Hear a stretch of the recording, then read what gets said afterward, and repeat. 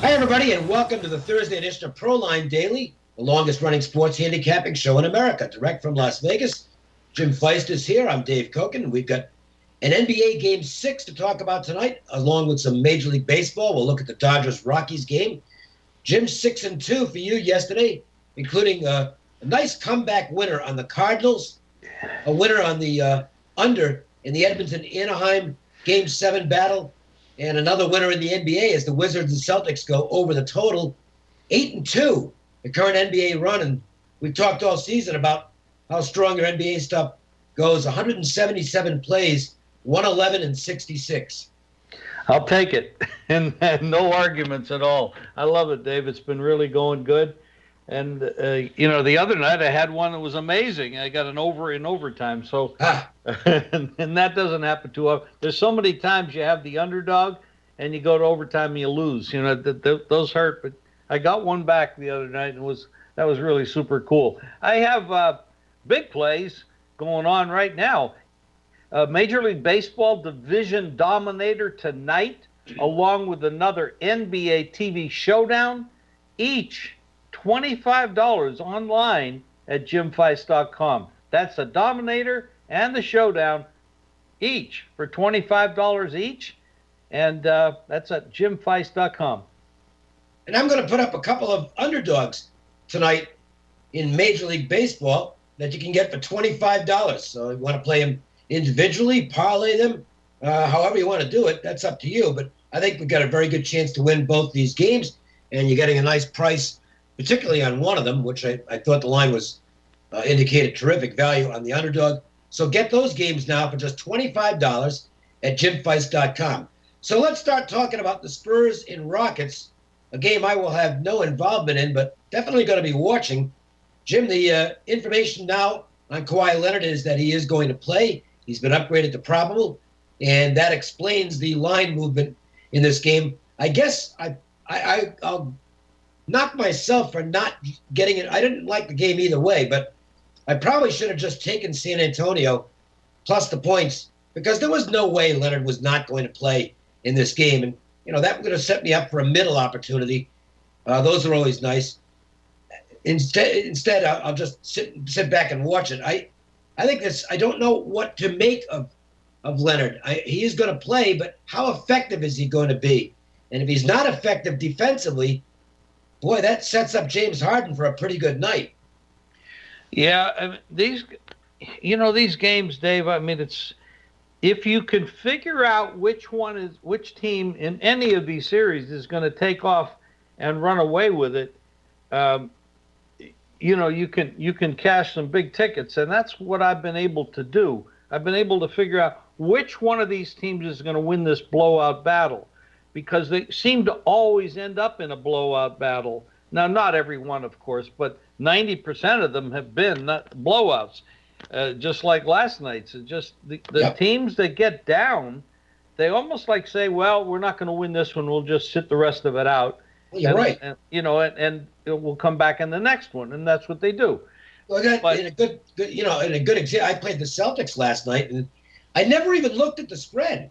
It was like, okay, well, I think that, the stuff I worked with indicated the Celtics should win the game. So, okay, that's it. I'm playing the Celtics. And that's been the story for the most part, is pick the winner and go cash the ticket. It's funny because if I'd have told you the Celtics were a 15-point favorite last night, you'd have balked at that and said, well, I got to take the other side. Right. But, the way this NBA playoffs is running, not with, of course, every team and every game, but with the way it's running, it doesn't matter what the price is. You just find out who the winner is going to be, figure out who's going to win or going to be, and just go with it, because the team that's down by substantial numbers early just quits for the most part. It's been, about the only example I can think of where that didn't work was game 1 between Utah and Golden State. I happened to lose that game. I had the Warriors, and they were up 20 with like 2.5 minutes to go, and they didn't cover. But generally speaking, it's been that easy.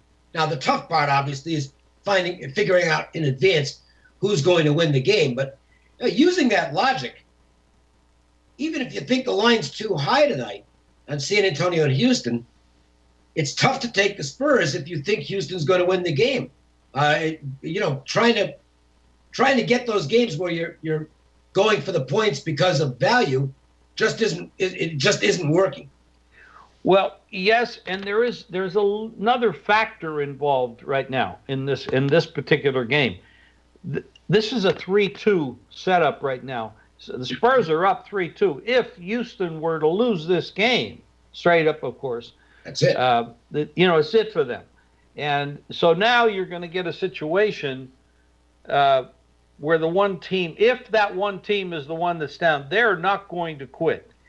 So, but then they'd have to come back and win by 7 in order to cover. So that's the other part of it. But there will be a game 7 if Houston were to win tonight. So I think the question when you're analyzing this game is the age and physicality of these teams. When we know Nene is out for Houston, which right. He's a bigger factor than people give him credit for. That's a big guy in the middle, makes a difference. And on the Spurs side, that Parker's a big loss, huge loss.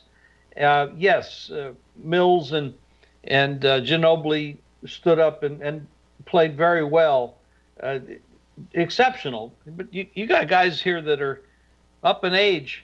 I mean, Ginobili's 40 years old, minus a month, I think. And so it's unusual that this age group for the Spurs is getting up there, and they're extended now. We're going into game 6 in this playoff. So that's what you're looking at here. You're looking at a situation where you have an injured team and then Kawhi Leonard with the ankle. We don't know. We're not going to know, and probably he won't even know how bad the ankle will, act up in the game. So there are things that you have to look at. I've got a real strong opinion in this game, by the way. I think I mentioned that I have a NBA TV showdown, and of course, being the only game, this is the only NBA game. So obviously, it's in this game, Dave. All right, and one other note, by the way, that I'll throw in: if it happens that Houston's ahead by a good margin in the third quarter, I have a feeling San Antonio will just put Leonard on the bench and not have him out there after that. So we'll see what impact that has. But that's an if situation. Meanwhile, Major League Baseball tonight, Dodgers and Rockies opening a series at Coors, and this is pretty interesting because the Dodgers are obviously big favorites in the NL West going into this season, and they're playing good ball. They're playing, they're 20-14, almost 600, so nothing wrong with that. And they've won 5 in a row, so they're playing their best baseball right now. The Rockies are the big surprise team. There were some people who thought, hey, they might break through this year, and right now they're doing exactly that. The Rockies are in first place in the NL West, 22-13, playing good baseball. This is a big series, even though it's only, mid-May. The Rockies are going to try and prove something in this series. And the Dodgers, I would think they have to be looking at this as maybe the team that's going to provide them with their main competition this year in the division. The Giants don't look like they're going to be in it. The Padres aren't in it. And, I think the Diamondbacks right now are kind of a maybe yes, maybe no type of team. So this could be a battle that kind of previews what we're going to see all season from the Dodgers and Rockies. Should be fun. Big games in May don't mean as much to the public as they do in September from betting purposes. But make no mistake, this is an important series for these two teams. I agree. And everybody thinks that when you play a game in Colorado, it's an automatic over situation. So I think you really need to change your opinion of that because the Rockies at this point in the season, they are, and I'll give you the numbers right now. Just let me click my refresh button, and I'll be there in a minute. This is great to have. They are 13-21 this year, over to under. It's 8 games under the 500 mark, and the Dodgers are slightly under as well. Well, I think there's a pretty easy explanation for that on the Rockies. This is the best bullpen they've had in a long. I can't remember them having a bullpen this strong. They've got some good setup guys, and Greg Holland has just been forget about it when he gets in the game. I think he's got 14 saves already. Wow. And that's going to keep games under the total, especially when it's a high number. Right. Yeah, that's very true. And this game did take some money to the under at this point. And both these teams are about 60% in their situation at home away. That would be the Dodgers away, and of course Colorado at home. It's about a 60% so far this year to the under in their respective situations, home and away. And the number tonight opened 11.5, and it's now 10.5. So the money did come in on the under as well.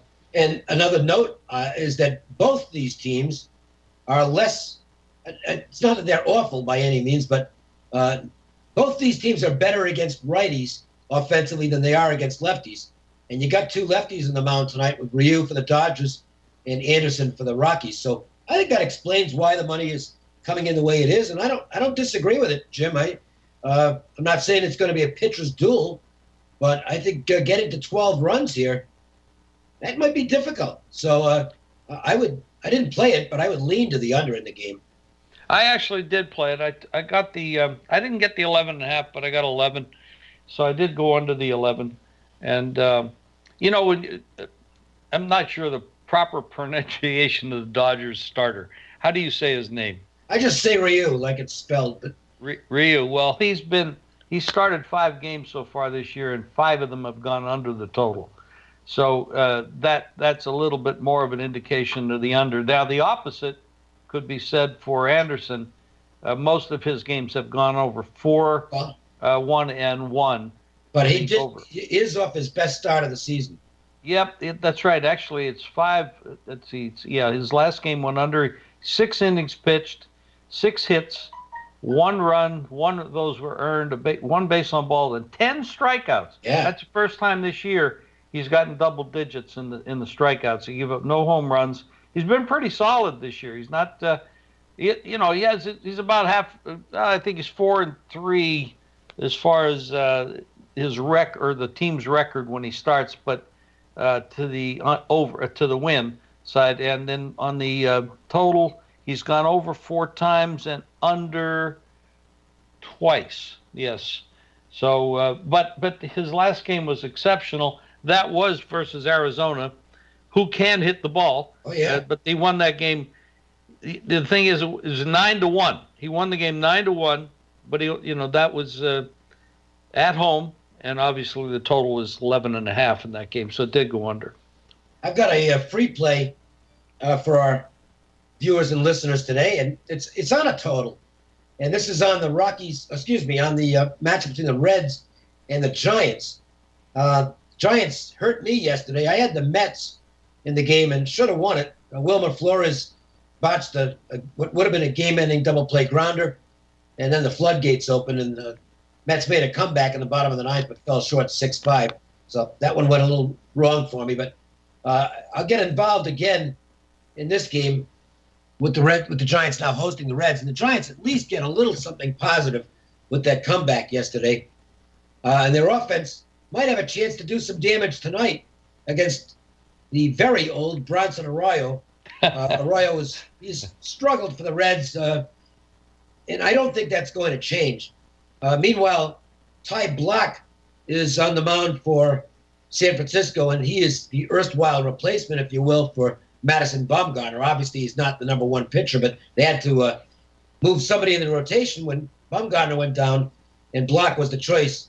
He's had 1 good start, and the others were not good. He's a lefty, he's a soft tosser. He throws about 90, so he's a location guy. And he's facing a Reds offense that has been extremely productive this year and has raked against lefties. So I think the Reds are going to get some runs. I think the Giants are going to get some runs. We might get a little help from the wind in this game. You really can't be absolutely set with the wind in San Francisco because it can get swirling. But the forecast, at least, is for the wind to be out to dead center, and that could help the offenses. I think you're going to get some runs here. And note that all but one of Arroyo's starts have gone over the total for the Reds so far, which is not surprising because he's not very good, and their offense is very good. The Giants' bullpen took a big hit. Mark Melanson, their closer, is now on the disabled list, and their bullpen is really shaky. The Reds' bullpen has been surprisingly very good so far, so that's not the best thing for the under, but for the over, I should say. But I do think the over is the way to play in this game, and so that's my free play today. Jim is on the Reds and Giants to go over the total. I like that, Dave. I didn't play the game, but I noticed that a lot of times we follow what Pinnacle does with their number. It opened 8 under, and it's now 8 over in that spot, and that's a pretty good indicator of where their sharp players are going. Don't forget, good offers right now at the website. Jim's got his MLB Division Dominator tonight, along with another NBA TV Showdown. And those are each $25 at jimfeist.com. And I've got a 2-team underdog parlay, or you can play them individually, obviously, if you want. That's what I do. I'm not a big parlay guy. But both games for $25 at jimfeist.com. Meanwhile, if you want to get free plays every day on a recorded message, call 888-294-1970. And, Dave, you can follow me on Twitter, Facebook, and Instagram at Jim Feist Sports. And the NBA TV Showdown right now at jimfeist.com. We also have that MLB situation as well, $25 each. And you can get a free play daily by texting GAME, G-A-M-E, to 25827. And that will do it for the Thursday edition of Proline. We will do it again on Friday. For Jim Feist, I'm Dave Cokin. We thank you for viewing and listening, and have a great Thursday.